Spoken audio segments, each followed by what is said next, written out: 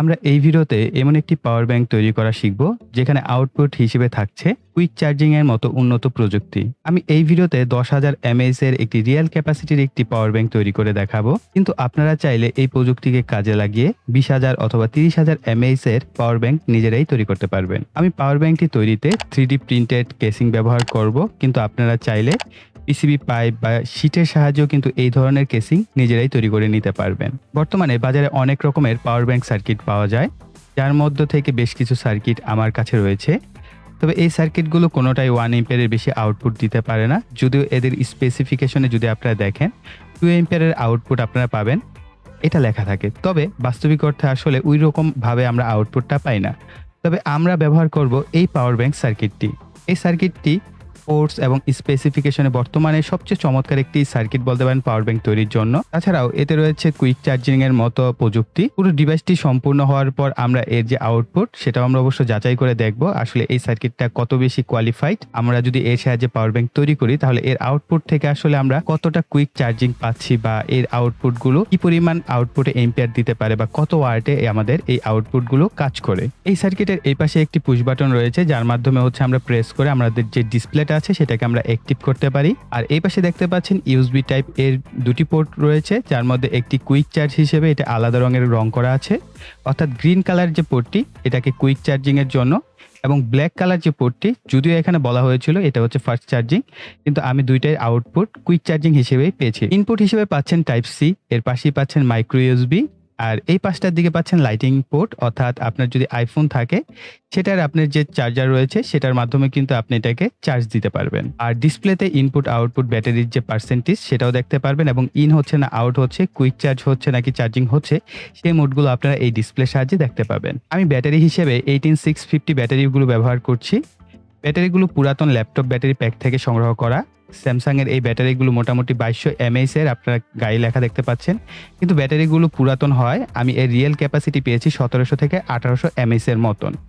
তো এই ক্ষেত্রে অবশ্যই খেয়াল রাখবেন আপনার ব্যাটারির এম্পিয়ারটা ক্যাপাসিটি চেক করে নেবেন, এতে করে আপনাদের যে আসলে কি পরিমাণ এতে আপনি ব্যাকআপ পাবেন বা আউটপুট কি পরিমাণ পাবেন সমস্ত বিষয় কিন্তু ডিপেন্ড করবে আপনার ব্যাটারির উপর। তো যেহেতু আমরা প্রত্যেকটা ব্যাটারি থেকে 1700 থেকে 1800 mAh পাচ্ছি, অর্থাৎ গড়ে আমরা 6টা ব্যাটারি থেকে 10,000 mAh এর উপরেই পাওয়ার কথা, কিন্তু আপনারা যদি আরো ভালো ব্যাটারি ব্যবহার করেন তাহলে কিন্তু আপনারা আরো বেশি এম্পিয়ার এর কাছ থেকে পেতে পারেন।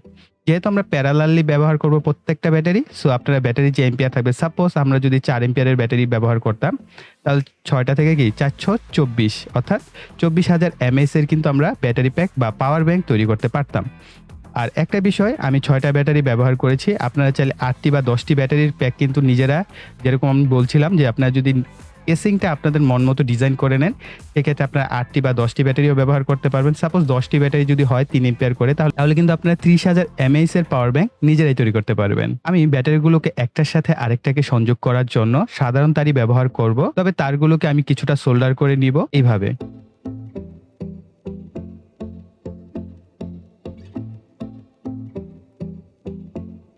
ব্যাটারিগুলোকে গ্লু গানের সাহায্যে একটার সাথে আরেকটাকে আমরা লাগিয়ে নিব।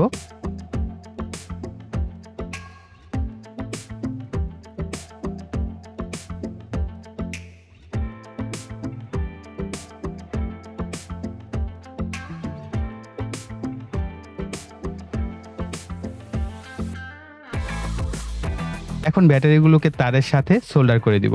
খেয়াল রাখবেন অবশ্যই প্রত্যেকটা ব্যাটারির পজিটিভ প্রান্ত যেন একসাথে থাকে এবং নেগেটিভ প্রান্তগুলো একসাথে থাকে, এক্ষেত্রে কিন্তু উল্টাপাল্টা হলে আপনার সার্কিটটা নষ্ট হতে পারে।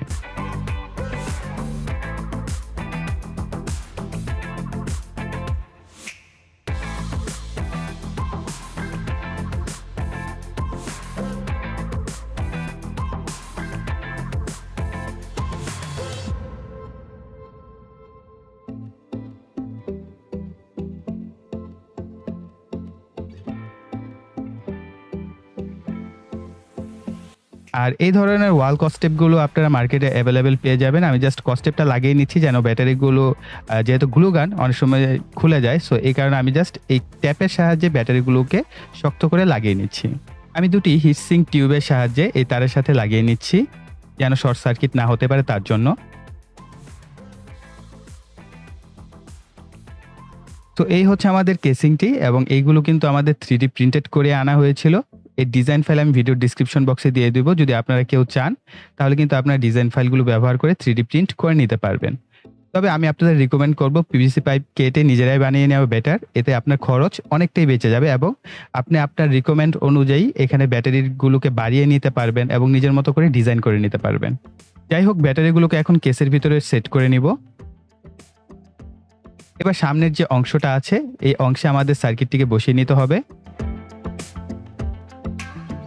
আমার সামনের যে সাপোর্টিং প্লাস্টিকটা ছিল খুবই ছোট এবং খুবই হালকা ছিল, তো তাড়াহুড়া করতে গিয়ে এটা ভেঙে গেছে। আমি জাস্ট একটু সুপার গ্লু দিয়ে লাগিয়ে নিয়েছি।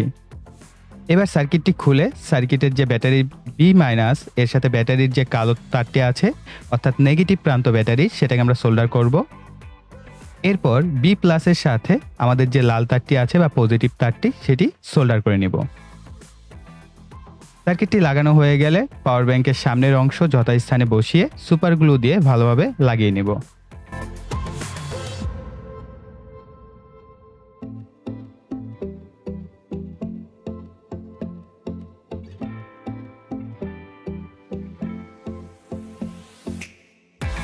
তো পাওয়ার ব্যাংকটির ফাইনাল লুক দেখতে হয়েছে এরকম। প্রতিটি পোর্ট ভালোভাবে সেট হয়েছে যা আপনারা দেখতে পাচ্ছেন।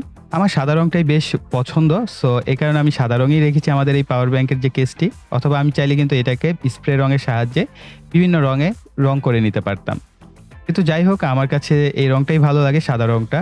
কারণ এটা আমি পার্সোনালি ব্যবহার করব, আমার কাছে এই রংটাই স্ট্যান্ডার্ড বলে মনে হচ্ছে, এই কারণে আমি এটাকে কোনো রং করে নিইনি। এবার হচ্ছে টেস্ট করার পালা। আমি এই ধরনের একটি ইউএসবি টেস্টার ব্যবহার করছি এক্ষেত্রে, যে আসলে আমাদের আউটপুটকে যাচাই করার জন্য। আমার ফোনের চার্জারটি 15 ওয়াটের ফাস্ট চার্জার।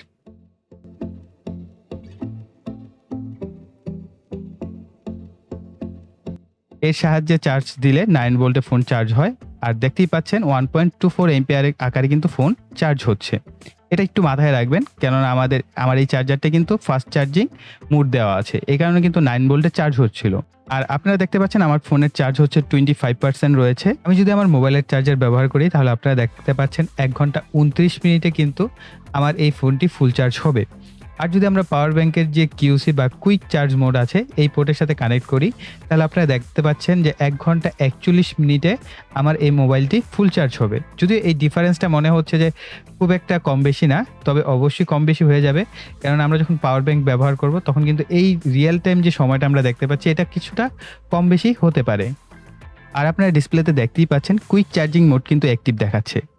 এবার পাশের পোর্টে কানেক্ট করে দেখব যে আসলে কি অবস্থা। তো এই পাশের পোর্টটা হচ্ছে 5 ভোল্ট 2.4 এম্পিয়ার অ্যাক্টিভ দেখাচ্ছে, অর্থাৎ আমরা এর আউটপুট হিসেবে 5 ভোল্ট 2.4 এম্পিয়ার পাবো। এই ক্ষেত্রেও কিন্তু প্রায় কাছাকাছি সময়ই দেখাচ্ছে, সো খুব বেশি যে ডিফারেন্স তা কিন্তু না। এবার ইউএসবি টেস্টার লাগিয়ে দেখা যাক যে আমাদের আউটপুট পাচ্ছি আমরা হচ্ছে 4.9 ভোল্ট, অর্থাৎ 4.9 মানে কিন্তু আমরা 5 ভোল্টই কাউন্ট করব। তো আমরা এখানে 5 ভোল্ট পাচ্ছি এবং এম্পিয়ার হিসেবে পাচ্ছি 1.15 এম্পিয়ার রেটে, অর্থাৎ আমাদের 1.15 এম্পিয়ার রেটে কিন্তু আমাদের মোবাইলটি চার্জ হচ্ছে। এখন যদি আমরা পাশের পোর্টে লাগাই তাহলে আমরা দেখতে পাচ্ছি যে আমরা কিন্তু প্রায় কাছাকাছি ভোল্ট এবং এম্পিয়ারই কিন্তু পাচ্ছি। বলতে পারেন যে একই রকম ভোল্ট এবং এম্পিয়ারই কিন্তু দিচ্ছে, তো তেমন কিন্তু কোনো ডিফারেন্স আমরা এখানে দেখতে পাচ্ছি না। এখন আপনারা অনেকেই বলতে পারেন যে ভাই আসলে এটার গায়ে তো 2.4 এম্পিয়ার লেখা ছিল, তাহলে আমরা 2.4 এম্পিয়ার রেটে চার্জ হওয়ার কথা, তাহলে 2.4 এম্পিয়ার রেটে কেন চার্জ হচ্ছে না? তো আপনারা যদি একটু খেয়াল করেন, আমরা যখন চার্জার ব্যবহার করেছিলাম এবং আমার চার্জারটি আমি যখন দেখিয়েছিলাম সেখানে কিন্তু লেখা ছিল ফাস্ট চার্জিং এবং কুইক চার্জিং এবং পাশাপাশি কিন্তু এম্পিয়ারটা লেখা ছিল 2 এম্পিয়ার। তখনও আমাদের মোবাইলটা চার্জ হচ্ছিল কি 1.24 এম্পিয়ার রেটে, অর্থাৎ আপনার লোড যে পরিমাণ রিকোয়ার করে সেই পরিমাণ হচ্ছে আউটপুট দিতে পারবে। অর্থাৎ আমাদের এই যে চার্জার বা আমাদের এই সার্কিটগুলো ম্যাক্সিমাম 2 থেকে 3 এম্পিয়ার, বা আমাদের এই সার্কিটটা বলছে ম্যাক্সিমাম 2.4 এম্পিয়ার আপনার আউটপুট পাবে। তো এটা সম্পূর্ণ ডিপেন্ড করে আসলে আপনার লোড কি পরিমাণ আপনি ব্যবহার করছেন সেই লোডের উপর ডিপেন্ড করে। তবে আমি আশা করতে পারি এই সার্কিটটি বর্তমান সময়ে আমি অনেক রিভিউ দেখেছি এবং অনেকের মতামত অনুযায়ী এবং আমার পার্সোনাল ওপিনিয়ন থেকে আমি বলতে পারি এই সার্কিটটা থেকে আমরা হয়তোবা ম্যাক্সিমাম 2 এম্পিয়ার পর্যন্ত আউটপুট পেতে পারি। তবে বর্তমান সময়ে মোটামুটি বেশ ভালো একটা সার্কিট আমার মতে। আপনারা চাইলে ব্যবহার করে দেখতে পারেন যে আসলে এর আউটপুটটা কেমন। আর যদি কেউ ব্যবহার করে থাকেন অবশ্যই কমেন্ট সেকশনে লিখবেন যে আপনি এটার থেকে কিরকম রেজাল্ট পেয়েছেন। এতে করে আমার যারা অডিয়েন্স আছে তারাও কিন্তু জানতে পারবে আসলে আপনি কিরকম আউটপুটটা পেলেন। আমার ফোন চার্জ করে যে হিসাবটা পেয়েছি যে পাওয়ার ব্যাংকের 1% ফুরাচ্ছিল আর আমার ফোন 4% চার্জ হচ্ছিল। তবে এই রেটটা কিন্তু কমে যাবে যেহেতু আমাদের পাওয়ার ব্যাংকটা 100% ফুল চার্জ করা। যখন কিনা এই যে রেটটা অর্থাৎ ধরেন আমার যদি পাওয়ার ব্যাংকটা 50% এ চলে আসে, তখন কিন্তু আমার ফোন ধীরে, ধীরে চার্জের যে রেশিওটা এটা কমে আসবে। এটার কারণ হচ্ছে তখন ব্যাটারির যে এম্পিয়ার কমে আসে। সো এই কারণে আমাদের যে আউটপুটটা সেটা কম পরিমাণে এম্পিয়ার সাপ্লাই দিতে পারে। তো এটা হচ্ছে বিষয়। আবার অনেকে হয়তোবা বলতে পারেন যে ভাইয়া আমরা তো ব্যাটারি ব্যবহার করেছি কিন্তু আমি আউটপুট পাচ্ছি না। আমি মোবাইলে লাগানোর ১০ মিনিট পরেই বন্ধ হয়ে যাচ্ছে বা এই ধরনের। সো সমস্ত ইস্যু কিন্তু ডিপেন্ড করবে আপনার ব্যাটারির উপর। জাস্ট এখানে কিন্তু ২ টাই কম্পোনেন্ট। একটা হচ্ছে ব্যাটারি আরেকটা হচ্ছে সার্কিট। তো সার্কিট অনায়াসে বেটার একটা সার্কিট। আমি নিজে পার্সোনালি পাওয়ার ব্যাংক এখন ব্যবহার করি এবং বিভিন্ন কাজে আমার এই পাওয়ার ব্যাংকটা এখন ব্যবহার করছি। তো আমার কাছে খুব ভালো লেগেছে এবং আমি যে ব্যাটারিগুলো পেয়েছি মাশাআল্লাহ ভালো ব্যাটারি। সো অবশ্যই আপনারা ভালো ব্যাটারি ব্যবহার করার চেষ্টা করবেন যদি আপনি বেটার আউটপুট পেতে চান। তো ফাইনালি আমি আরেকবার ব্যাটারির উপর জোর দিয়ে বলব, আপনারা অবশ্যই ব্যাটারি চেক করে নিবেন। ব্যাটারি চেকের উপর অনেকের অনেক রকম ভিডিও আছে। আমার নিজেরও একটা পার্সোনাল ভিডিও আছে কিভাবে ব্যাটারিগুলো চেক করতে হয় অর্থাৎ 18650 ব্যাটারি কিভাবে চেক করতে হয়। তো সেটার লিঙ্ক আমি ভিডিও ডেসক্রিপশন বক্সে দিয়ে দিব। চাইলে আপনারা সেই ভিডিওটা দেখে নিতে পারেন। তাছাড়াও আরো বিভিন্ন প্রসেস আছে। অনেকেই YouTube এ এই ধরনের ভিডিও করছেন। আপনারা জাস্ট এদের যে রিয়েল ক্যাপাসিটি সেটা চেক করার প্রসেসটা জেনে জাস্ট একবার চেক করে দেন পাওয়ার ব্যাংকগুলো তৈরি করবেন। এতে করে আপনার যে ট্রাস্টেড যে ভ্যালুটা সেটা অনেক বেড়ে যাবে। সো আপনি ট্রাস্ট করতে পারবেন যে আপনার এই পাওয়ার ব্যাংক থেকে আসলে কতটুকু আউটপুট পাবেন এবং কিরকম রেজাল্ট পাবেন। সো আই থিংক ভিডিওটি আপনাদের কাছে ভালো লেগেছে। ভালো লাগলে ভিডিওতে একটা লাইক দিবেন, কমেন্ট করবেন, ভিডিওটি শেয়ার করবেন। আর যারা এখনো চ্যানেলটিকে সাবস্ক্রাইব করেনি প্লিজ ভাই চ্যানেলটিকে সাবস্ক্রাইব করে রাখবেন। এরকম আরো অসংখ্য ভিডিও এই চ্যানেলে আসবে এবং এক্সাইটিং অনেক ভিডিও আসবে। তার জন্য অবশ্যই চ্যানেলটিকে সাবস্ক্রাইব করে পাশের বেল বাটনটি অ্যাক্টিভ করে রাখবেন পরবর্তী ভিডিওর নোটিফিকেশন পাওয়ার জন্য। তো এই বলে এখানে বিদায় নিব। সকলে ভালো থাকবেন, সুস্থ থাকবেন। টাটা।